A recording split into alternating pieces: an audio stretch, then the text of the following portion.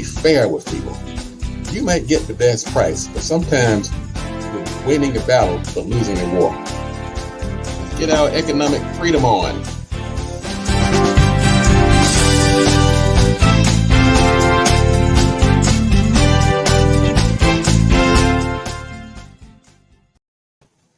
Good morning. Welcome to the Marketing Pulpit Show. I'm Robert Gatewood, your host, and we are here every Friday, 10:30 a.m., bringing you the good marketing gospel. We're not saving souls, we're saving businesses, saving jobs, saving our community.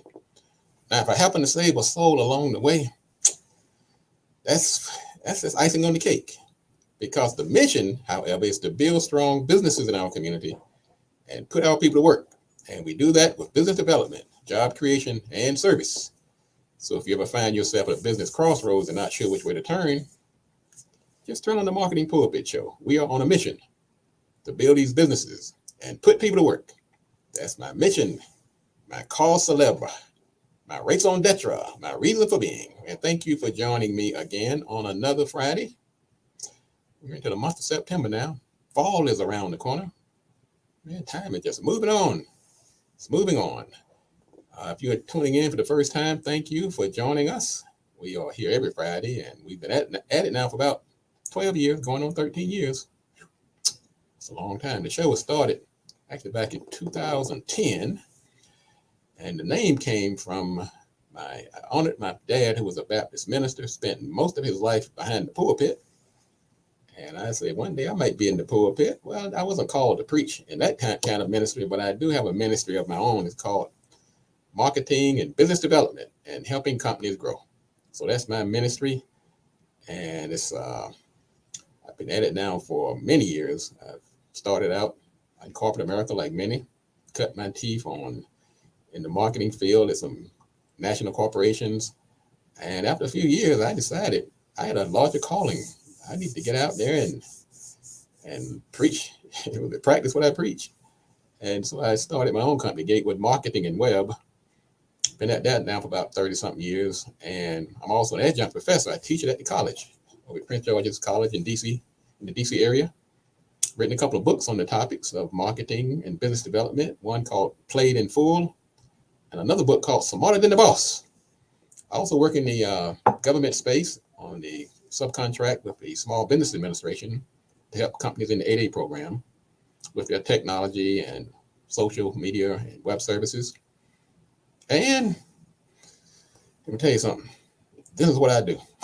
This is what I do. And of course, like I say, my company is Gatewood Marketing and Web. So you can find out more about me by going to my company, gatewoodmarketing.com. You can also go to marketingpulpit.com, where we have you can find the past shows. You can search on different topics and find out more about areas where you feel like you need a little extra help.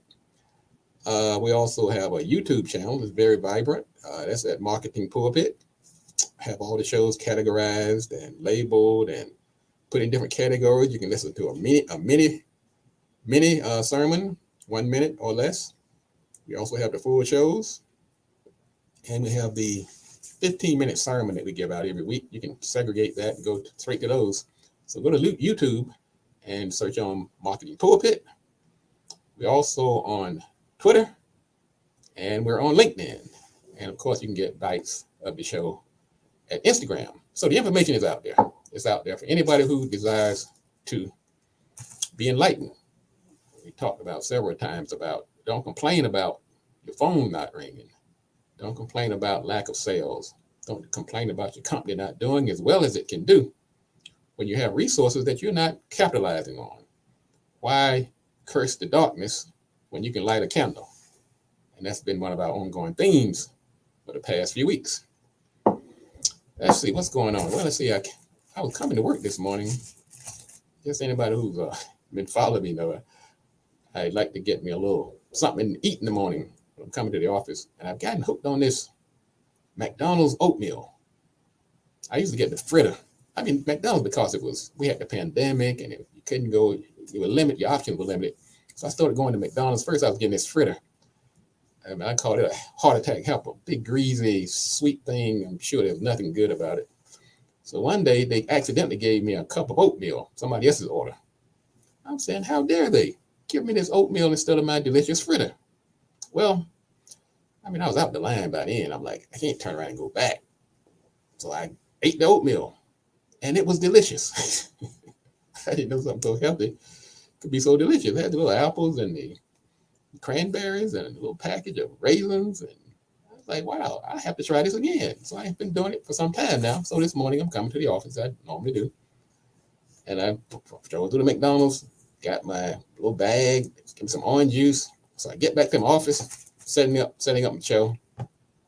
I dig in the bag, and they give this little bag of goodies that has the apples and the cranberries and the raisins in it. So I'm flipping through there, I had my oatmeal all laid out, got my juice ready to go. And I looked in the bag, and the bag was not the right condiments. It wasn't the condiments for the oatmeal. Apparently, somebody behind the screen, behind the counter, gave me the condiments for, I guess, pancakes. I never thought about pouring hot cake syrup in oatmeal. Definitely not butter. So they had made a mistake. And I must admit, I was quite distressed over it. I'm saying myself, man, how could they do this to me? This is throwing off my entire day. I mean, I'm sitting here with my oatmeal ready to go. You can't pour syrup and butter in your oatmeal, can you? So then it dawned on me. I thought about all the things that could possibly go wrong in a day. I thought about versus going back to the restaurant and making a scene, getting angry. I thought about some of our War in the Workplace episodes, and I said I had this thought bubble for a minute. I said, what if I go back to the restaurant and this happened to me?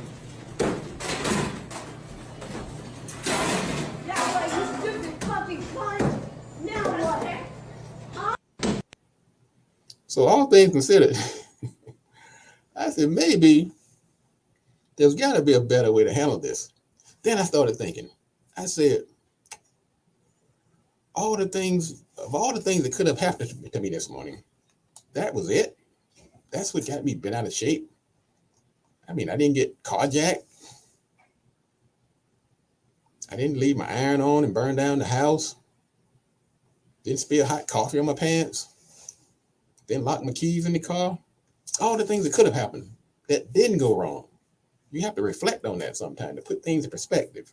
Didn't fall down the stairs and break my leg. Didn't back over a baby on a stroller. I have to tell you that story one day. Oh, talk about a close call. Ooh.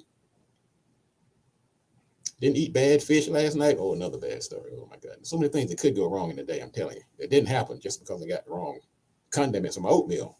Didn't have a flat tire. Oh, that's another story. Man, so many things can go wrong in a day. Hair didn't get caught in a conveyor belt like this poor young lady last week.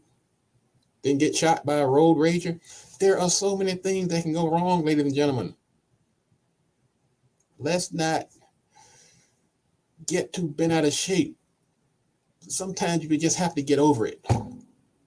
As a matter of fact, I'm going to put it to a song. Let's put it to a song this morning, okay? When things go wrong, the day's too long. Sometimes you feel you want to quit.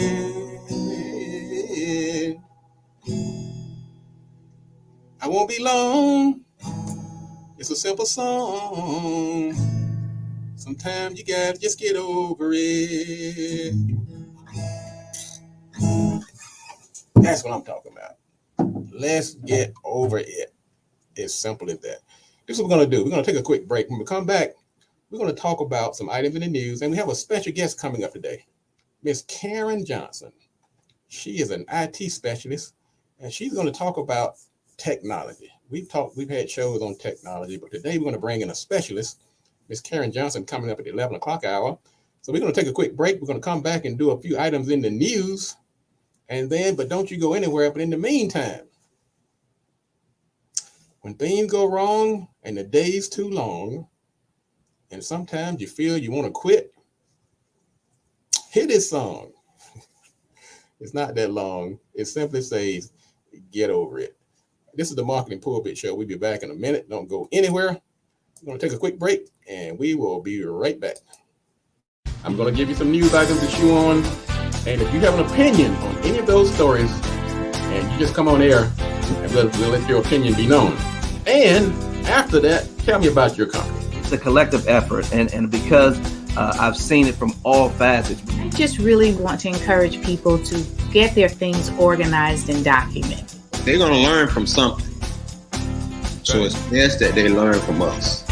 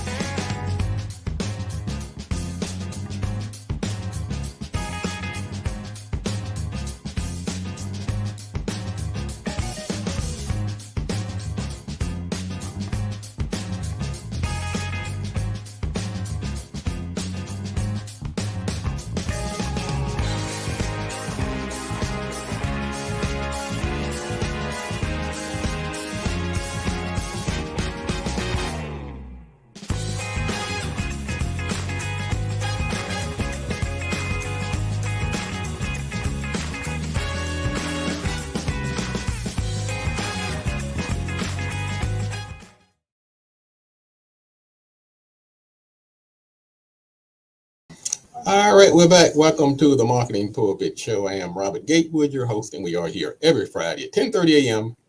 bringing you the good marketing gospel. We're not saving souls, we're saving businesses, saving jobs, saving our community. Every now and then, hey, might save a soul. Don't hold it against me. We'll just call it icing on the cake. Let's see here. And we said earlier, sometimes those things happen in life and you just got to get over it. I don't want to minimize anybody's plight, but sometimes we carry these little small things throughout the day, just ruin what could possibly be a good day. You're rude to people as a result. You're short-tempered. Yeah, sometimes we do have to just get over it. All right, let's talk about some items in the news. Well, the retail spending has recovered slightly. We had gone through a period, particularly post-pandemic, where retail, well, even during the pandemic, retail was really off. And so now, in spite of the inflation, we're seeing some type of recovery. Jobless claims continue to fall. Import prices have declined for the first time in months. So we're seeing some good signs in the economy. And that's good news because, man, we need a break, right? We need a break. So we welcome that good news that retail spending is recovering, even though so slightly.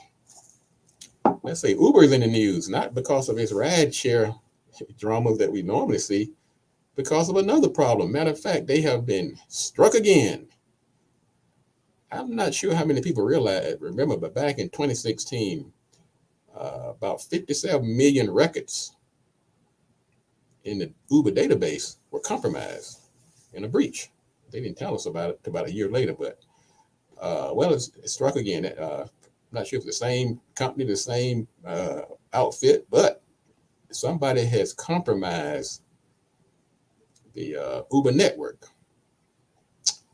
They said they may have gotten in through one of the Uber's Slack account. It's a messaging platform that they use. And so in the meantime, they're telling everybody not to use Slacker until they can figure out what's going on. So I'm telling you, folks, your data doesn't matter how large of a company you are, it's actually, eventually your number is going to be called. As a matter of fact, we're going to have a specialist coming on later on, Ms. Karen Johnson, who's a technology specialist. She can talk about cybersecurity. So if you have any questions about that, feel free to hang on and put your questions to Ms. Johnson later on in the show.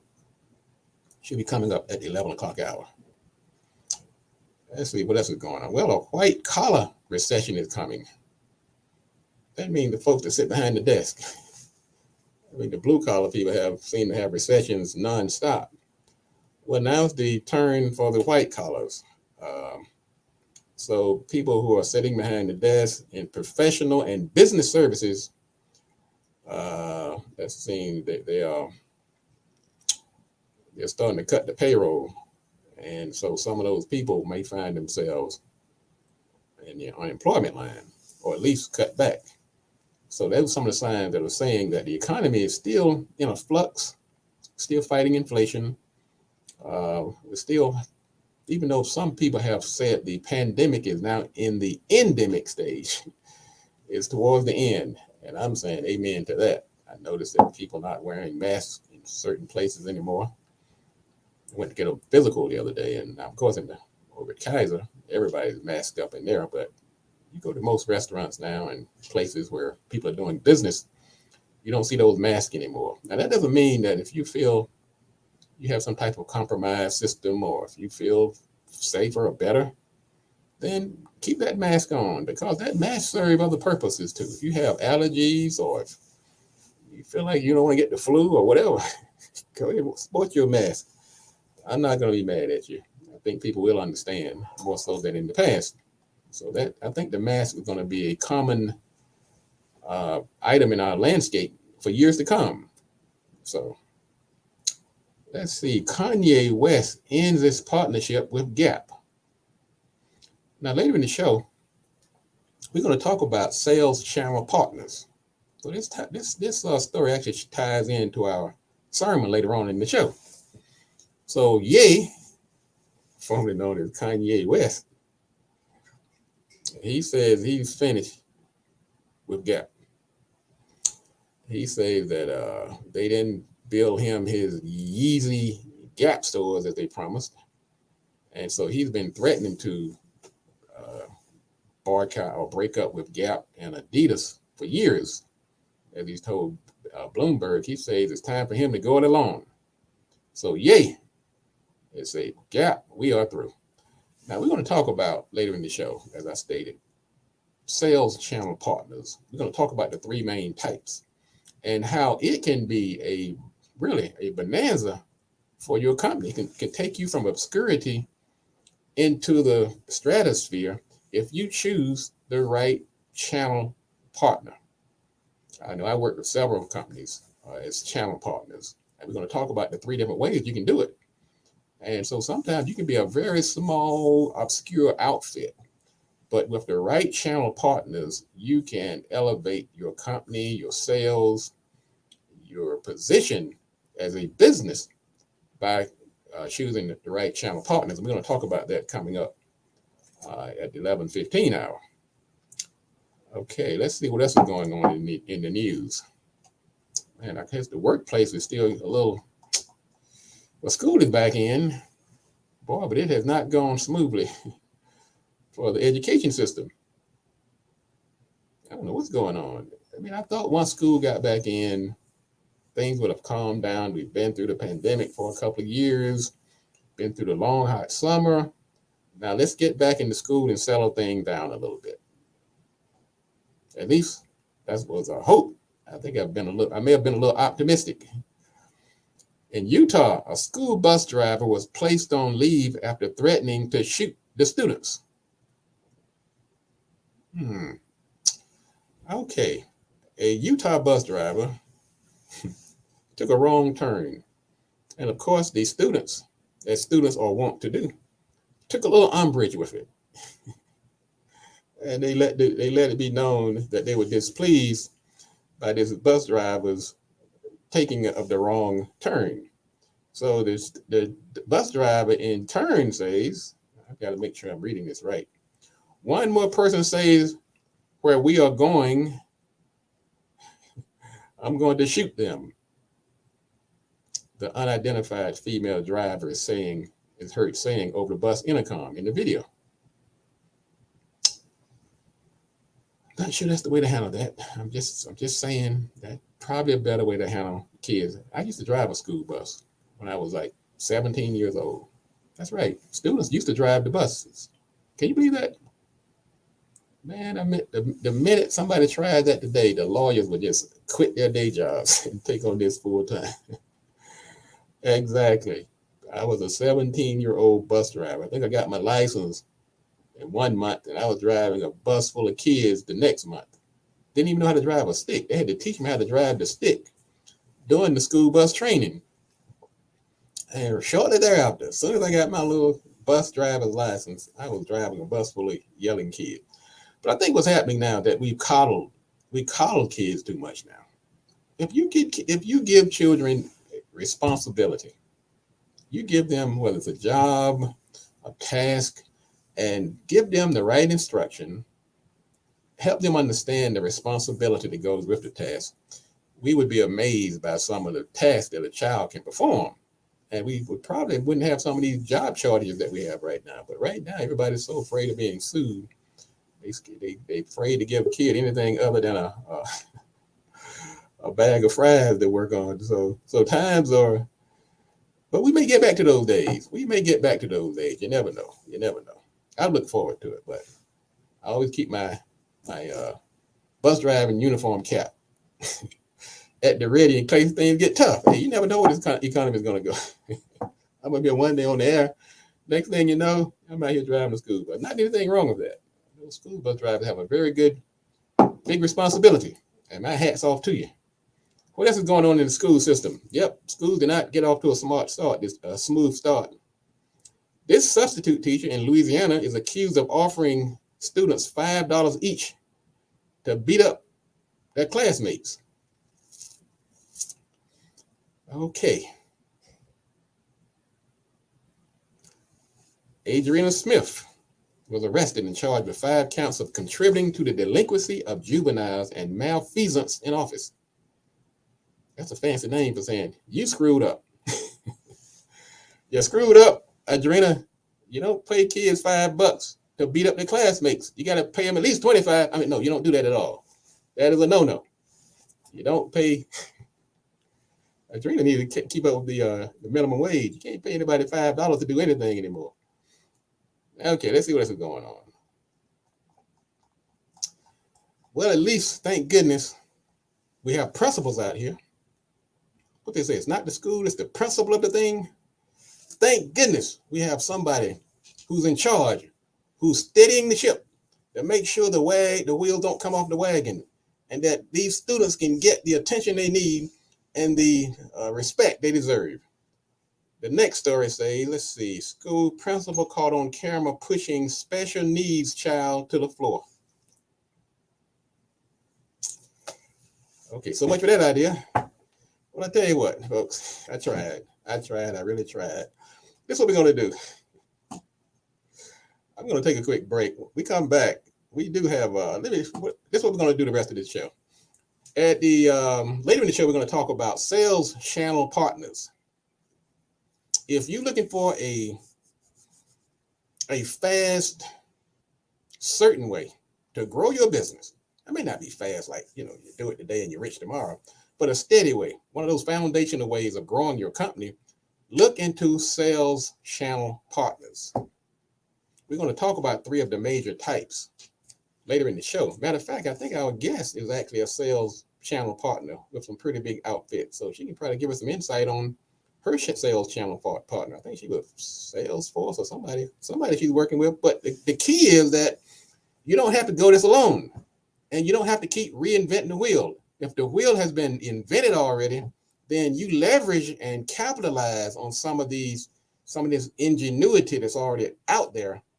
And when you're doing business development, I want you to work into your business formula, forming those sales channel partners. We're going to talk about that later in the show. And coming up next, we're going to bring on Karen Johnson. She's an IT specialist. Right after the break, so don't go anywhere. We're going to take a quick break here. This is the Marketing Pulpit Show. Go to marketingpulpit.com to find out more about the show. And if you want to join the conversation, we actually have a way to do that as well.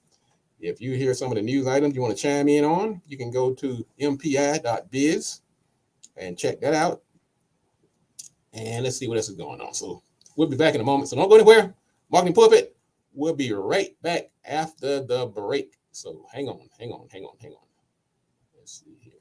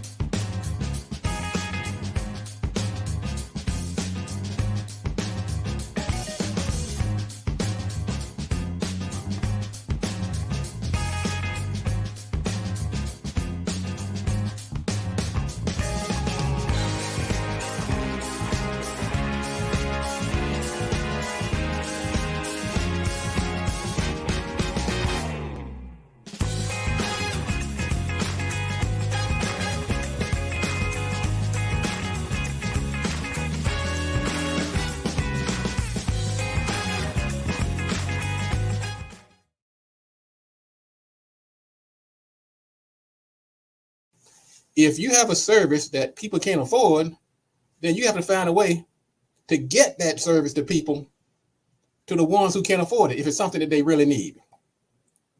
That's why law firms have pro bono services and things like that.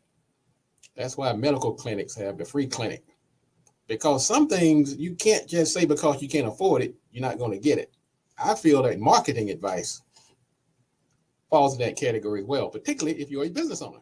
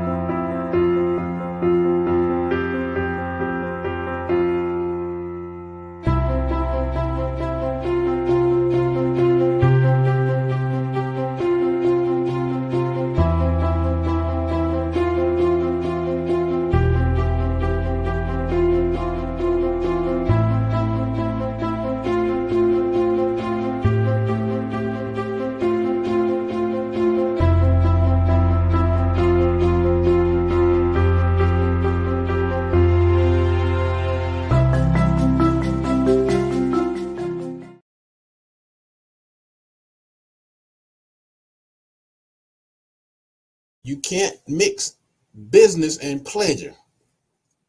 Now, to a point. Now, you can go to somebody's barbecue and you can, but you got to keep that distance. You got to keep some distance, even with your family members. When it's business, it's got to be business. I mean, I'm not saying be this stick in the mud, but you just can't get too close to everybody. You have to let that happen over a long period of time. Now, if you've been around somebody for 30 years, they become like family, really.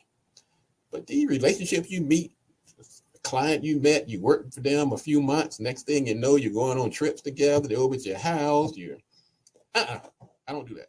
Sorry.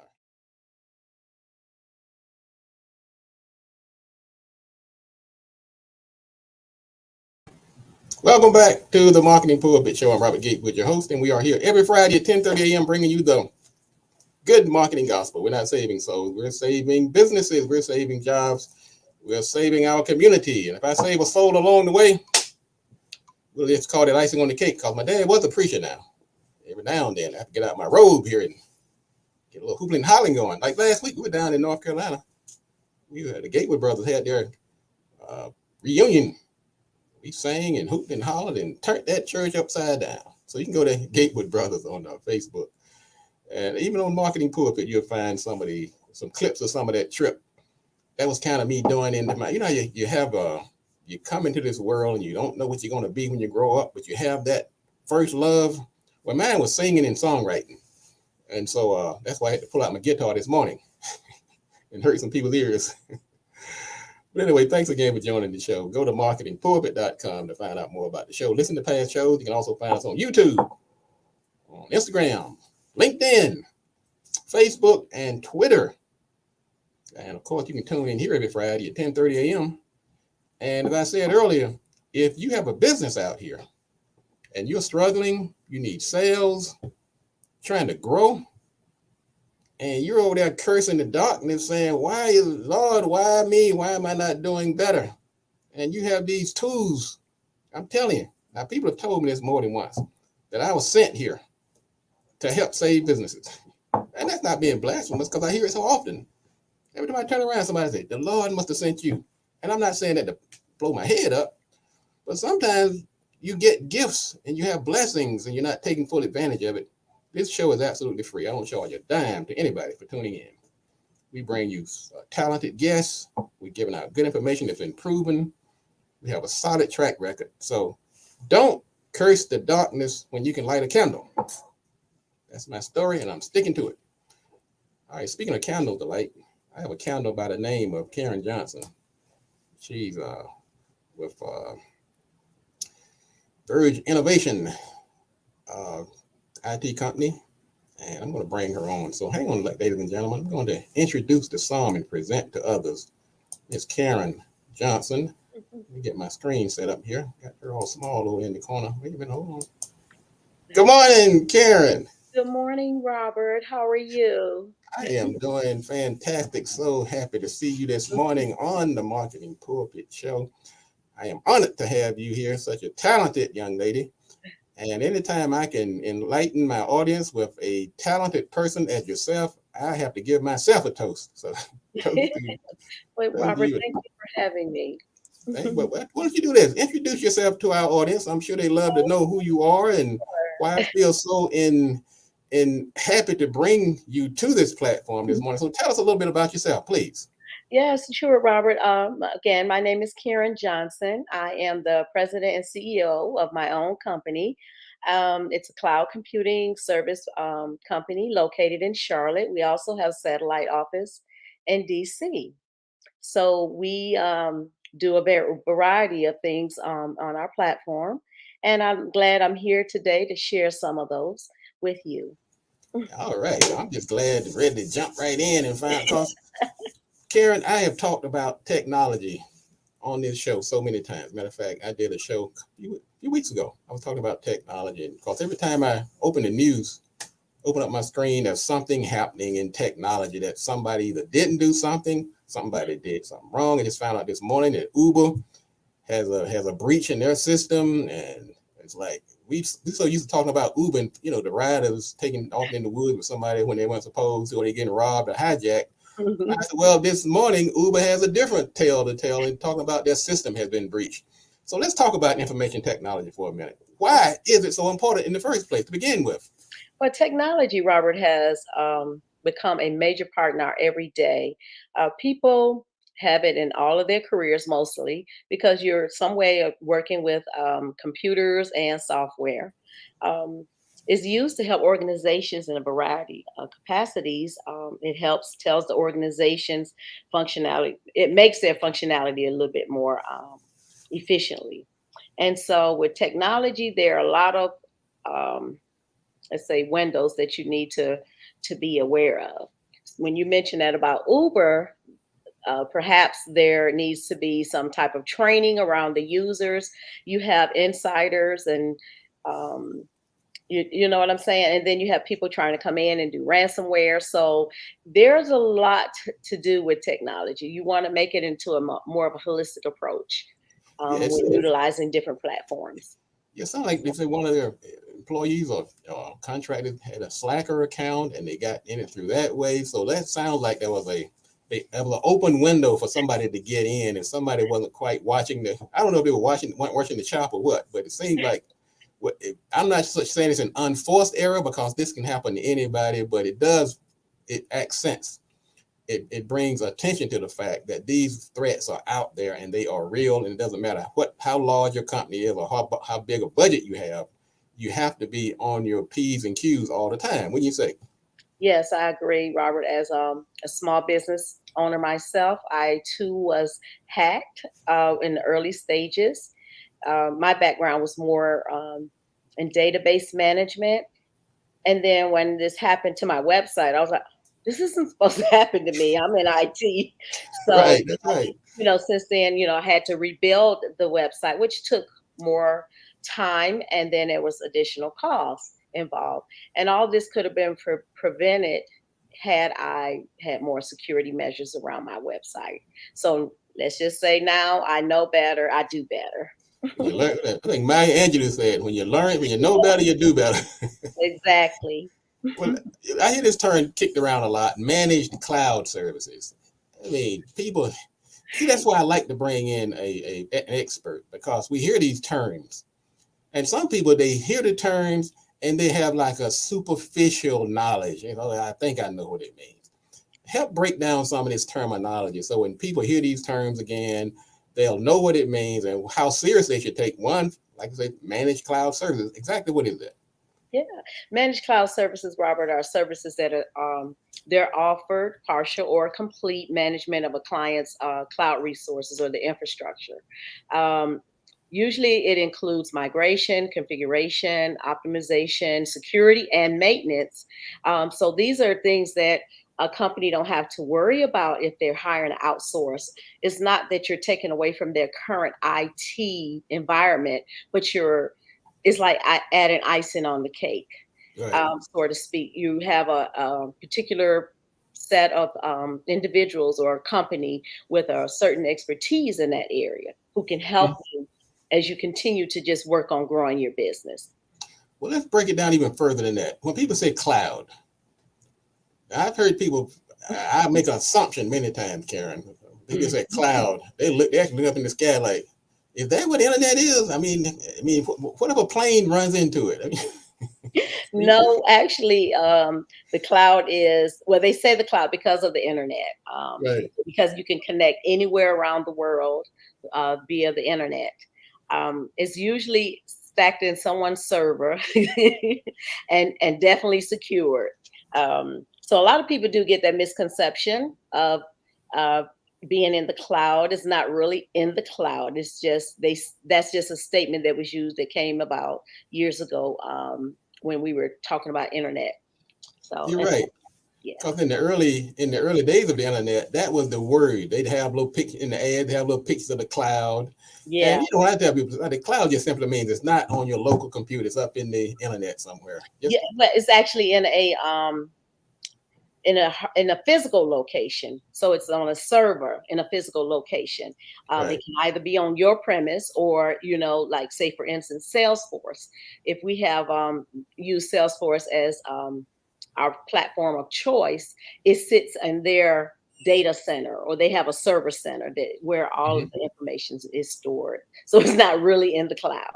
Right. Well, speaking of Salesforce, that's another. I had a client up in the on the floor above me, and we were working on his website. And so one thing I had to delineate him different between web services and IT services, that they're not quite the same. There's some overlap, but there's a slight difference, and there's overlaps in areas like email and things like that. But he was using Salesforce, and so we did a lot of taking some of the information from Salesforce and embedding it into his website. So give us a quick overview, because I know many people have asked me about Salesforce and how it can benefit their company. So tell us about Salesforce, what it is, and how it can benefit a company. Yeah. So Salesforce is a CRM, which is a customer relationship management tool. And of course, it's in the cloud. So it allows businesses to use cloud technology to better connect with their partners, customers, and potential customers. Think of Salesforce, the platform, like, let's say Microsoft Office. Mm-hmm. You know how Microsoft Office has all those different tools. You have Excel, you have PowerPoint. Right. Each one is designated to do its own capacity or ability. Salesforce has that as well. So you have like Service Cloud, which is where if you want to capture complaints or anything like that from your customers, you can note those, and then your customer service representatives would be able to go in and help assist those in whatever capacity. And you got the Sales Cloud, where you can do your opportunities, your leads, things like that. So the way Salesforce works, it's automated. So let's just say, for instance, I come across someone who could be a possible lead. I enter their information into Salesforce. Then I'll reach out to them the first time. So they say, well, get back to us in a couple of weeks or so. So you can have it set up where you'll receive a notification, say, send email, or you can have it set up to just automatically send the email for you to follow up. So it takes away a lot of the manual tasks that you usually are doing, and you can concentrate on other things like, okay, let me find the next potential customer. Right. So yeah, and then there is a misconception about pricing with Salesforce. I like to talk about that as well. Price, can I afford? Can an average Joe? Yes, you can. So as a small business, they do have a license called the Essential Business, which is about $25 a month, but you'll pay it on an annual basis, which comes up to about $300. So think about, you're automating some of your tasks that you don't have to go back in and repeat and do in a platform, but there will probably be some form of limited implementation based upon what you want the platform to do. I'm a big fan of Salesforce because I have been utilizing it since 2009. When I first came across it, I was like, ah, I love this, and then you can build onto it. That's one of the things. Now, another thing about Salesforce is they have the paid version for corporations and small businesses. And then there is an unpaid up to a point version for nonprofits. If you are listed as a nonprofit, to my understanding, and don't quote me, but I believe there's a reduced price, or you can receive a limited number of licenses for free. Wow. So it's really not as expensive as people think. And then the thing I like about it is you can build onto it. And then it has, you know how Apple has their Apple Store? Mm-hmm. You have the Apex, where people have or developers have developed different tools that can integrate with Salesforce without any limitation involved. And it's in there. Some of them are, they're paid ones, and then there are some that are free, just like you would buy, Apple apps and stuff like that. So it's a great tool. I'm going to back up a 1 minute on CRM. And just for the people who are really just getting into business, who have not dealt with customer relations at all. But CRM, of course, like you said, customer relationship tool is people, when you're doing sales and you're trying to build a business, a fatal mistake for many people is to think that person is going to do business with you the first time they call you. You run this nice ad, you went all this time, you got your little graphic design department and your marketing heads together, you run these nice ads, they go out there, they call one time, and then you say, well, that person didn't order. But that is just the beginning of the process. You have to follow that person through your entire journey. And CRM software does that. And Salesforce just happens to be one of those tools that I've worked with. I've seen many people use it. I mean, there's some others out there. But if you are going to grow your business and nurture those customers, and even when they purchase, the job is still not over. You got to follow them when they quit, when they come back on, when they refer somebody. That is part of that building that ecosystem that is so important in the development of a company. And you cannot do this manually. I'm telling you, it's going to drive you crazy. You will lose so much business and pull so many hairs out of your head trying to do this manually with all these different little 50 little cheap programs you can get on the internet. You can't do it. I'm telling you, it's going to hurt you. Am I overstating it? Yeah, that's true. Because Robert, as well diverse as I've been in technology, I too suffered in the beginning of business because as a person who's just did technology, I was still learning on how to run my business and operate it. Well, I've lost a couple of property opportunities because I did not follow up. And the platform is so robust, it allows you to follow up. All you have to do is say, well, I want you to follow up with this customer in about 2 weeks.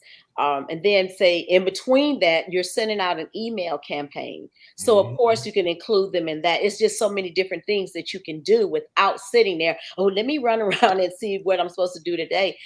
You set the system up right and it works for you. But you got to make sure the team that you have come in takes the time to understand your business and how you work your processes, and then be able to implement that properly. Because a lot of times people will come in and say, oh yeah, give them this, do this and that, and don't even take the time to learn how they want things to go.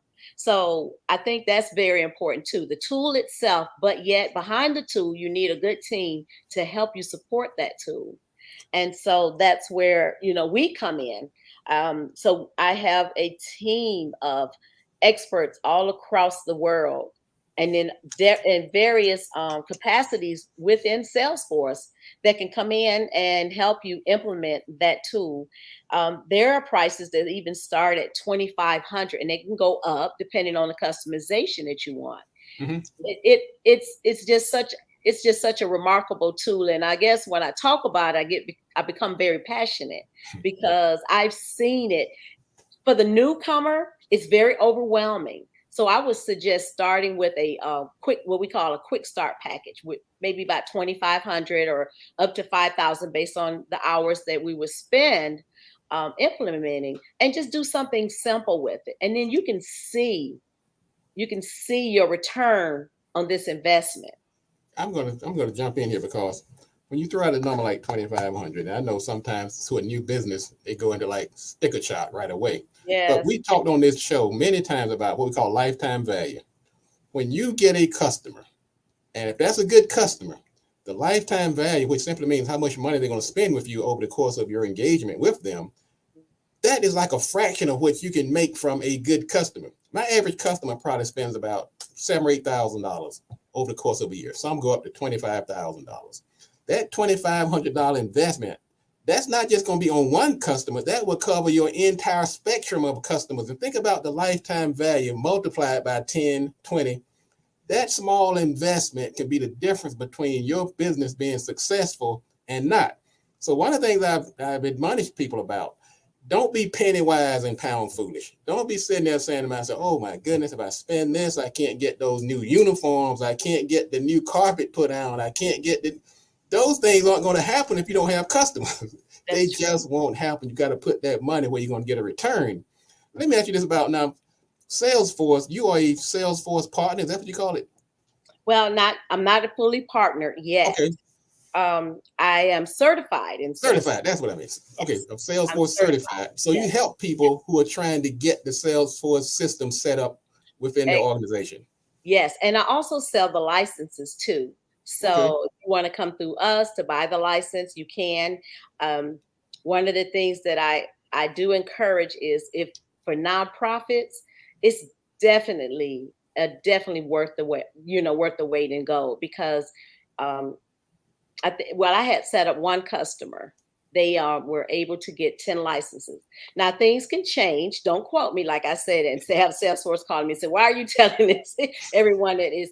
But for this particular customer, they were able to receive 10 licenses, no cost. And we went in and we just configured it and customized the platform to meet their needs, which was an asset tracking system that they wanted during the course of, at the high time of COVID. They were testing, and then they started doing vaccination. So they had to keep equipment and things like that, and they wanted to track it. So it was easy to implement it for them. So a couple more quick questions for you before we run out of time here. Yes. Now, security awareness training. Now, security has been a problem on the internet since the internet has been around. And it doesn't seem to be getting any better. It's actually getting worse. Explain that to us and what that means, and how are you involved in that?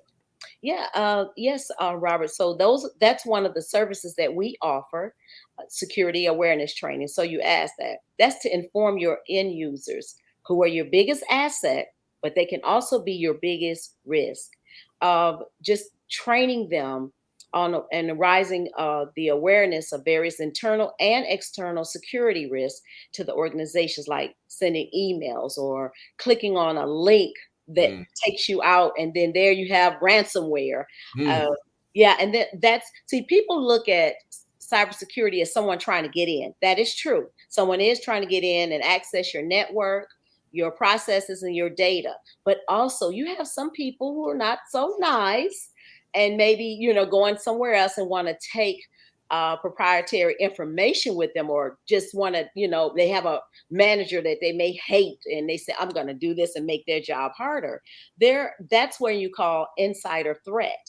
So the thing about it is to educate everyone. And that's one of the things that we encourage here at Verge.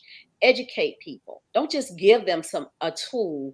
Educate them and show them how it's going to work and benefit from them, so that, you can continue on and work throughout your day without limited, interruptions. That's a lot of money to be spending on ransomware. If you go to my website, I have a little short video that talks about it. A gentleman, he says, well, should I click on this or not? So the thing I like about our platform, it makes it interactive. That keeps your interest in there. And so, that's very important now. I think that should be on the top of every organization's list after deciding the infrastructure, to make certain that it's all secure. Let's. I want you to give before I ask the last question, quickly give us your email. your web address. Before I bring up the last question. Okay, it's www.verge NOVATION.com. You can either reach us on email at info@vergeinnovation.com, or you can just, give us a call at 704-606-0644. We'll be happy to have a conversation with you, put you in front of some of our experts, and go from there. That's VERGENNOVAT. Yeah, it's Verge Innovation. So someone took the IN part of it and they're holding it hostage. So I had to be creative and say Verge Innovation. So Okay. yeah. All right. I just put it on the feed. And so anybody who's looking for you, I've put it on the feed of the show. So anybody can reach out and we'll have you to repeat it again at the end. I understand that whole thing about domains. Matter of fact, I think it was maybe last week we talked about domains and the importance. I've been trying to get gatewood.com for probably about 20 years now. And there was an old guy down in Texas. He'd been running for governor forever. He finally passed away, rest his soul. Then his daughter got the domain and they won't give it up. I mean, I've gone through brokers and everybody. They will not give up. I just want I have Gatewood Marketing, Gatewood Biz, Gatewood Info, Gatewood MBA, I got 100 different variations of Gatewood. I want gatewood.com, but sometimes he just beat you to the punch. So I know what you mean. Yeah, so you have to be creative. So yeah. That's right. That's exactly right. Lastly, but not least, let's talk about e-learning and why people should jump on this train. Well, with COVID and everything that happened, everyone was stuck, working virtually. And so one of the things that's a passion for me is teaching.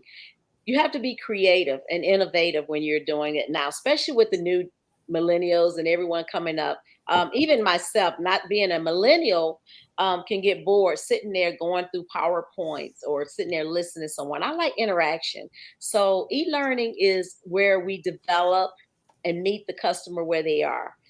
We have gamification, video animation, simulations, and things like that. So it makes you feel like you're really in there, and it kind of sticks better than just reading a PowerPoint.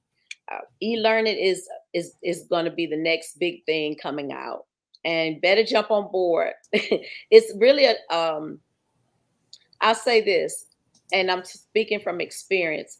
It benefits, especially when you're giving it into small chunks. So let's just say if it's an hour-long video, right? Or hour-long presentation, give it to me in small chunks, maybe 3 to 4 minutes, and let me pick up on that and then go to the next video so that it will soak better. Well, That's Karen, just an example. This has been great. What I like people to know that we have these resources in our community, and Marketing Pulpit is honored and proud to bring talented people like yourself to our platform and educate them and let them know that there are resources out here to tackle some of these challenges. When you decide to go into business, you just can't go out here and say, look, because I read something on the internet, or I Googled this, or I got this free little seminar, that I'm prepared to tackle some of these really monumental challenges like security, like CRM and things like that. You set it up right the first time, you go ahead and take the hit. There's going to be some costs involved, but it's going to pay for you in the end. I'm telling you, that's how I grew my business, because I'm not penny wise and pound foolish. I believe you have to invest in the things if you just think about, are you serious about business? That's the question you have to ask yourself. You just playing business, you're going to be like everybody else. You're going to go out here, do it a couple of years. Next thing you know, you're out of business. So invest, go to the experts. And we have one of the experts here this morning. Give us one more time how people can reach you, Karen. Sure, info at V as in Victor, ERGENOVATION.com, or you can give us a call, 704-606-0644. We'll be happy to assist. Karen, thank you. And I'll be looking forward to see you the next time you're in the Washington, D.C. area, and hope everything's going well down in Carolinas, and tell everybody down there hello. And we'll see you soon. And thank you again. Any parting words before you go? Thank you, Robert. I really appreciate the opportunity to be able to come and explain. I'm getting ready to set up a tech talk where I'll just have put little tidbits out there, because a lot of people still don't understand this big world of technology. And so what I want to do is inform them. So it'll be coming soon, and I'll let you know when. All right, we got people chiming in. Thurman Jerry, he's a big tax guy. He has three or four locations in the DC area. He just tuned in, said good information. Thank you, Thurman. And we have other comments coming in also. And that's a good guy. You might want to talk to him too, because man, he's always dealing with technology. He has a technology background, but he may need some help. So maybe he'll reach out to you. We can all learn from each other. Yeah, that's exactly right. All right, Thurman, thanks again. Karen, thank you. We'll talk to you soon, okay? All right. Have a good one, Robert, and happy Friday. Happy Friday. All right, folks, that was Karen Johnson from Verge Innovation. Hope you were able to pick up some tidbits. I know I did. And this show will be available on the online, of course, as always. All of our shows, you can get it at marketingpulpit.com. I'm going to take another quick break. When we come back, we're going to talk about channel partners and why you should be aware of, one, what they are, and how you can benefit and help grow your business by the effective use of channel partners. So don't go anywhere. This is the Marketing Pulpit Show. We'll be right back in a minute. So hang on there. As you listen to the items in the news, if you see something you'd like to opine on, go to marketingpulpit.com and you'll see a method for getting onto the show. So you can voice your opinion as well as promote your upcoming event or product, or if you have a book. I just really want to encourage people to get their things organized and documented. Have parents who are involved in their child's life, but still things happen. I found out a lot of things about social media. It can help you, and it also can harm you. Child children in the street, they're going to learn from something. So it's best that they learn from us. Today I want to promote me and another partner in comedy. We decided to collaborate.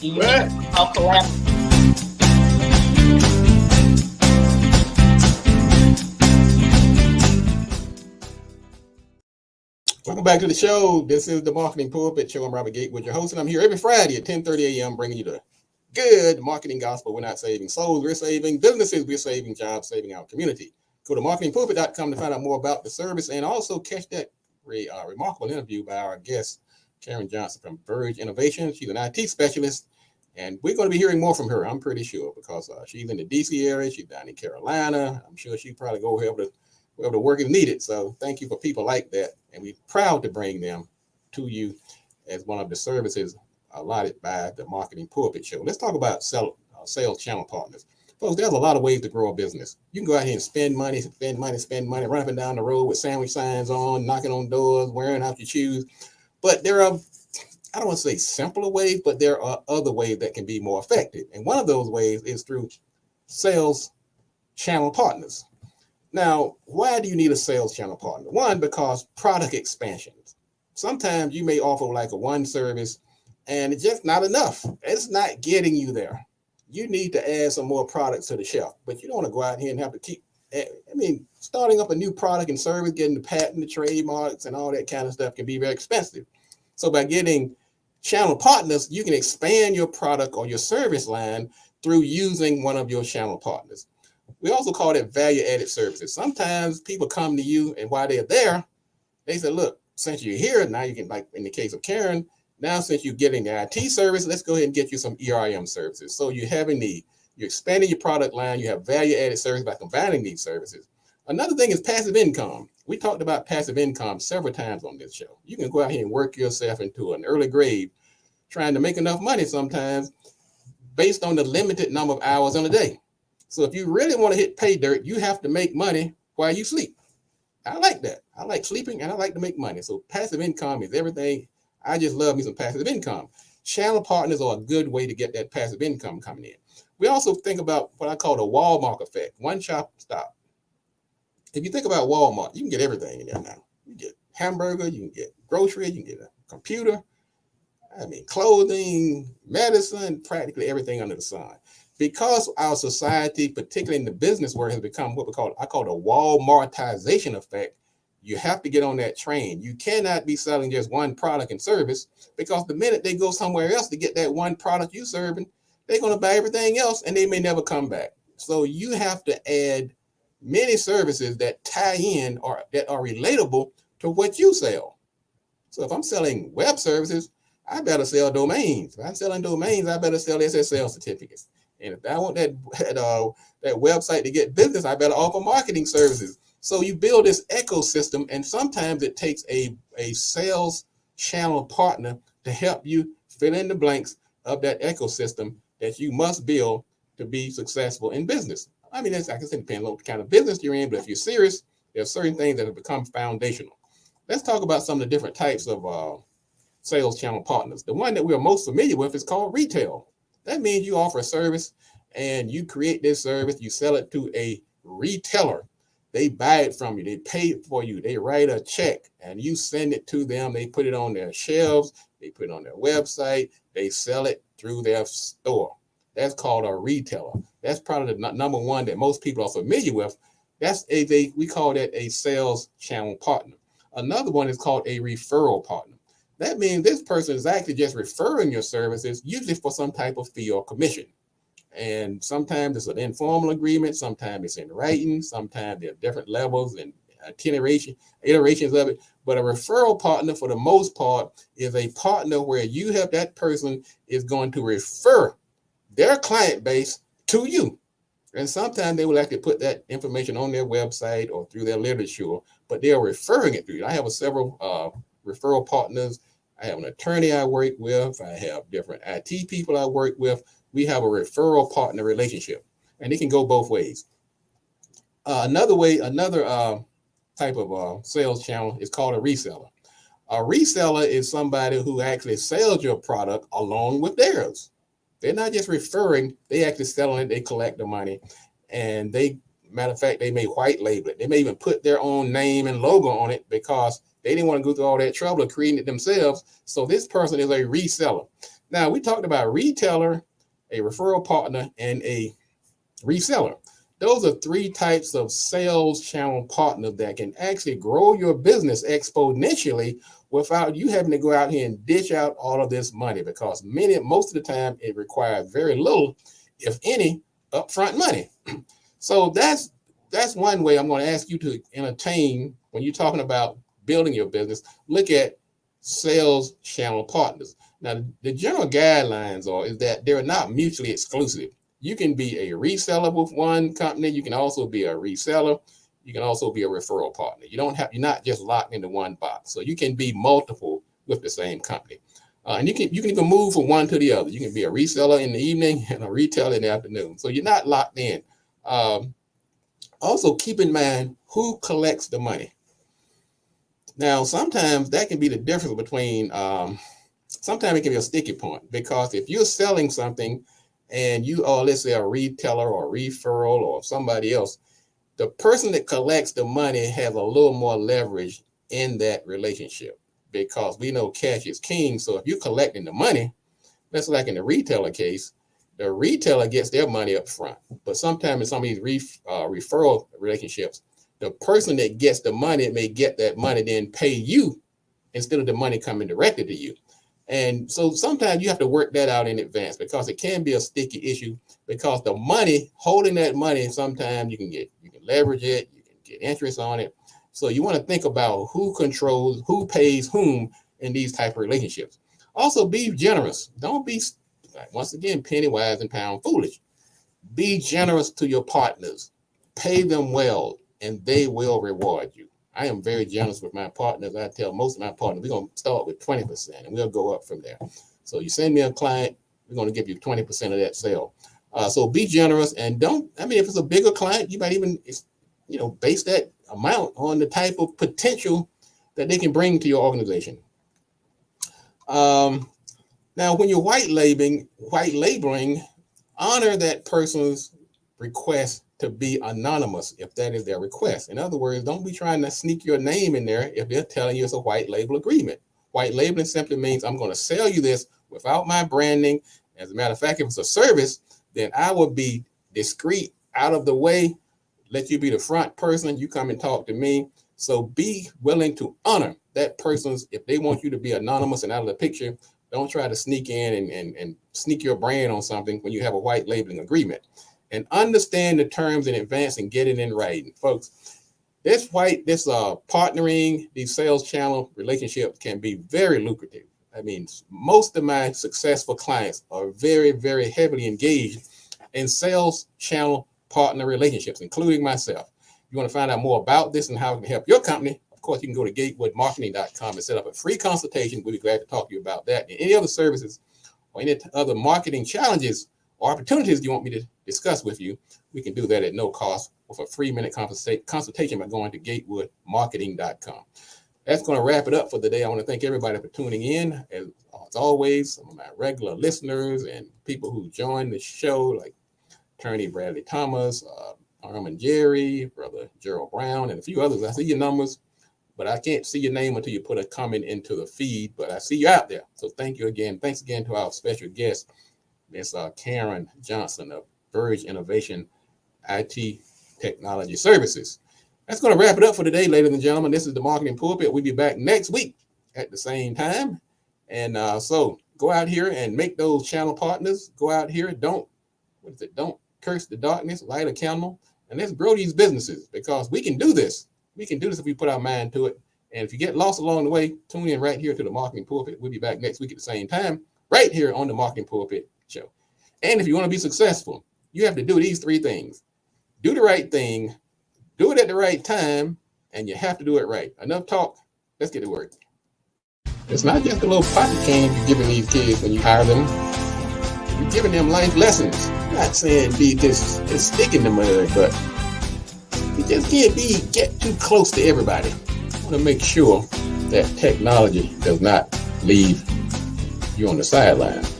And let me tell you about a thing called goodwill. That's one of your company's most valuable assets. You have to advertise. Don't be penny wise and pound foolish. We can't keep depending on others to put our children to work. Do the right thing. Do it at the right time. And you have to do it right. Enough talk. Let's get to work.